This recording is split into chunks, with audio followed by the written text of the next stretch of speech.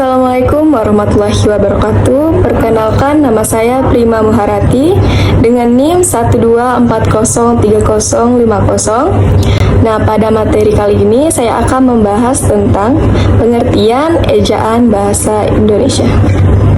Nah, yang pertama ada pengertian ejaan. Dalam buku konsep dasar bahasa Indonesia 2019, karya Yunus Abidin, ejaan merupakan aturan yang melambangkan bunyi bahasa menjadi bentuk huruf, kata, serta kalimat.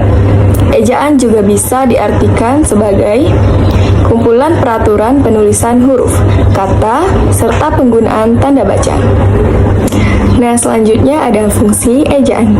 Fungsi ejaan dibagi menjadi 4, yaitu yang pertama ada landasan pembukuan tata bahasa.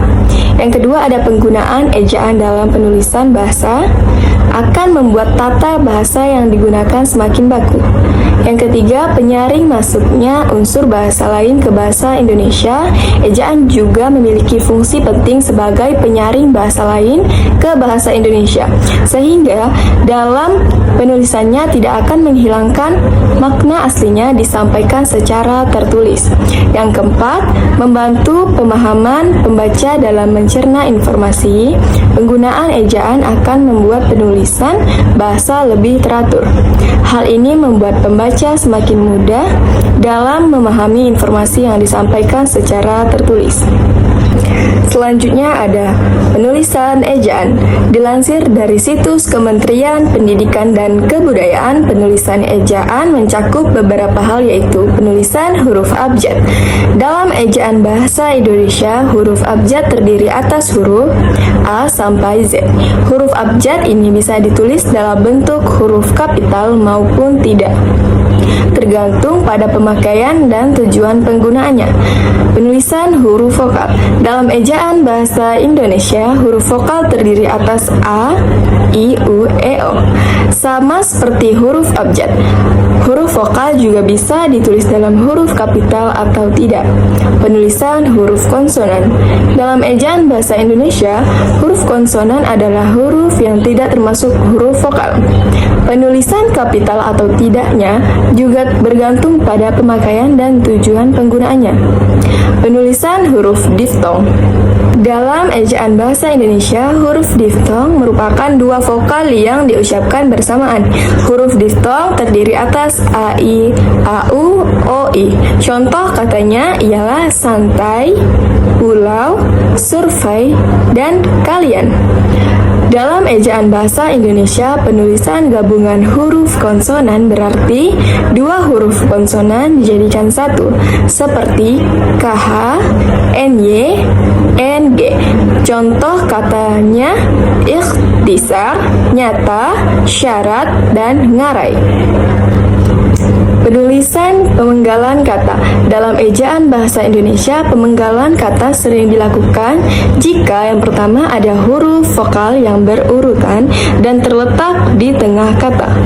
Pemenggalan dilakukan di antara kedua huruf vokalnya. Contoh kata aula, jika dipenggal menjadi aula. Yang kedua, ada huruf konsonan, termasuk gabungan huruf konsonan di antara dua huruf vokal yang terletak di tengah kata.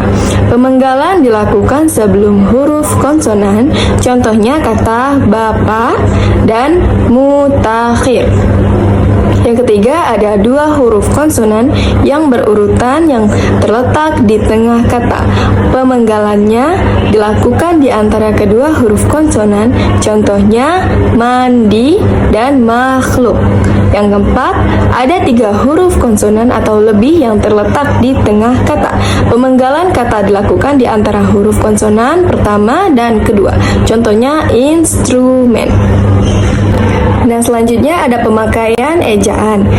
Huruf kapital dipakai di awal kalimat, contohnya aku lapar. Yang kedua, huruf kapital dipakai di awal petikan langsung, contohnya Jini berkata, besok aku tidak masuk sekolah kepadaku. Yang ketiga, ada huruf kapital dipakai di huruf pertama dalam ungkapan yang berhubungan dengan nama Tuhan serta kitab suci, termasuk kata ganti untuk Tuhan. Contohnya Allah yang Maha Kuasa, Islam, Alkitab, dan lainnya. Yang keempat, huruf kapital dipakai di huruf pertama, gelar, kehormatan, keturunan, dan keagamaan. Contohnya Sultan Hasanuddin, Haji Agus Salim. Yang kelima, ada huruf kapital dipakai di huruf pertama, unsur nama, jabatan, atau pangkat. Contohnya Presiden Jokowi. Yang keenam, huruf kapital dipakai di huruf pertama, unsur nama orang. Contohnya Ed Sheeran. Yang ketujuh, ada huruf kapital dipakai di huruf pertama, nama bangsa, suku, dan bahasa. Contohnya bahasa Indonesia, bangsa Indonesia. 9. Huruf kapital dipakai di huruf pertama, nama geografi. Contohnya Asia Tenggara. Terima kasih telah menyimak dan mendengarkan materi yang telah saya sampaikan tadi. Semoga bisa dimengerti dan sangat jelas untuk kalian pelajari. Wassalamualaikum warahmatullahi wabarakatuh.